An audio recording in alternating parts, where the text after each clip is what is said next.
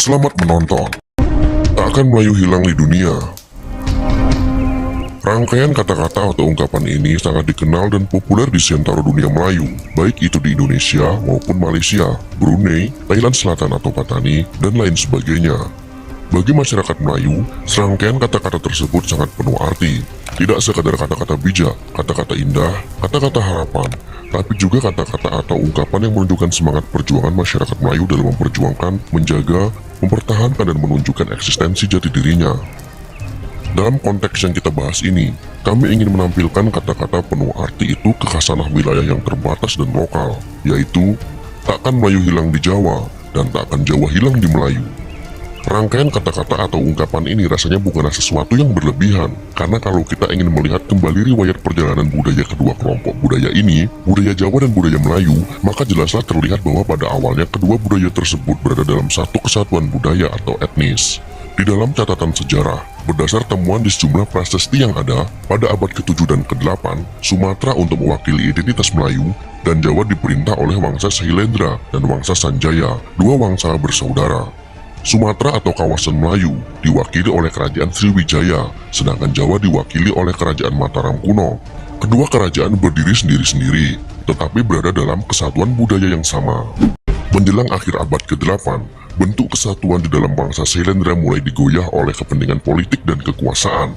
Kondisi itu akhirnya membuat bangsa Sailendra meninggalkan Kerajaan Mataram kuno dan memfokuskan perhatian kekuasaannya hanya di Sumatera, yaitu Kerajaan Sriwijaya. Sedangkan di Jawa atau Mataram kuno, Sanjaya yang juga berdarah wangsa Sailendra meneruskan kepemimpinan wangsa Sailendra dengan membangun wangsa sendiri yakni wangsa Sanjaya.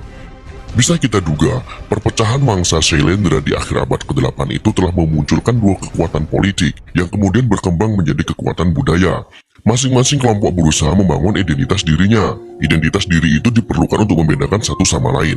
Dan bisa diperkirakan juga, mulai saat itulah muncul identitas budaya yang agak berbeda antara Sumatera dengan Jawa. Akan tetapi meskipun berbeda, tak bisa dipungkiri di sana-sini masih terdapat banyak persamaan, karena keduanya memang berasal dari satu induk budaya yang sama. Identitas budaya yang dibangun wangsa Sailendra di Sumatera berkembang menjadi budaya yang kini disebut budaya Melayu, dan masyarakatnya kemudian dikenal juga dengan sebutan masyarakat Melayu. Sedangkan di Jawa, wangsa Sanjaya membangun identitas budaya yang hingga kini dikenal dengan nama budaya Jawa. Masyarakatnya pun dikenal dengan sebutan masyarakat Jawa. Sejak masa itu nama Jawa dan Melayu termasuk bentuk budayanya seakan tak bisa terpisahkan. Ini bisa terlihat bagaimana kerajaan-kerajaan atau daerah-daerah yang ditundukkan Sriwijaya selalu menyebut tentara atau prajurit Sriwijaya dengan sebutan tentara Jawaka atau tentara dari Jawa.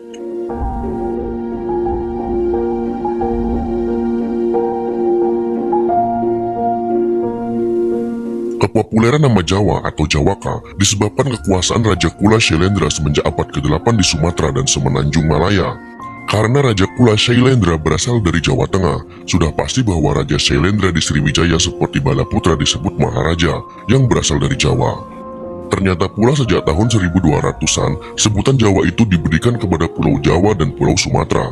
Marcus Paulus dari Venesia dalam bukunya Lukisan tentang Pemandangan Negeri-Negeri Timur menyebut Pulau Sumatera dengan nama Jawa Kecil dan Pulau Jawa dengan Jawa Besar. Pada abad ke-16, orang-orang Portugis masih meneruskan sebutan dari Marcus Paulus itu dengan menyebut Pulau Sumatera sebagai Jawa Kecil dan Pulau Jawa sebagai Jawa Besar. Bahkan pada masa-masa itu, bahasa Melayu awalnya lebih dikenal dengan sebutan bahasa Jawi atau Jawa. Maka sampai sekarang di Malaysia, tulisan Arab yang berbahasa Melayu disebut dengan tulisan Jawi. Menurut para ahli, nama pertama adalah bahasa Jawi. Setelah itu baru dikenal sebutan nama kedua yaitu bahasa Melayu. Kita tidak sedang membicarakan perihal sejarah, tetapi mengetengahkan sepenggal sejarah kemunculan dan perjalanan pertautan budaya Jawa dan budaya Melayu. Ini sangatlah penting untuk mengetahui lebih jauh tentang latar belakang adanya persamaan-persamaan di antara kedua budaya tersebut, termasuk persamaan-persamaan tentang arti dan makna peribahasa sebagai bagian dari ragam seni dan budaya yang ada di dalam budaya Jawa dan budaya Melayu.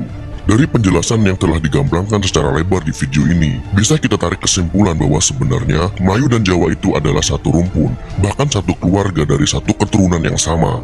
Maka kita sebagai bangsa penghuni di Nusantara ini, jangan ada lagi keributan-keributan yang menyebabkan kita semakin merenggang. Padahal dari zaman nenek moyang kita dahulu, dari zaman Sriwijaya Majapahit sampai sekarang, kita adalah satu keturunan leluhur yang sama. Maka antara budaya Melayu dan budaya Jawa pasti ada kemiripan. Belum lagi kita berbicara tentang migrasi antara penduduk dari Jawa ke tanah Melayu atau sebaliknya. Bahkan bukti nyata yang sampai saat ini bisa kita saksikan adalah kita bisa menemukan kampung Melayu di Jawa dan kita bisa menemukan kampung Jawa di Malaysia. Itulah sekelumit penjelasan tentang takkan Melayu hilang di Jawa dan takkan Jawa hilang di Melayu. Semoga video ini bisa memberikan sedikit gambaran kepada teman-teman semuanya bahwa persatuan dan persahabatan di Nusantara ini adalah lebih penting daripada memikirkan masing-masing negara kita. Negara kita hanya sebagai pembatas, tapi intinya ikatan historis itu tidak terbatas oleh negara. Jika kalian suka dengan video ini, silahkan berikan jempol ke atas. Dan jika kalian menganggap video ini bermanfaat, maka bagikanlah untuk teman-teman Anda yang lain. Terima kasih sudah menonton.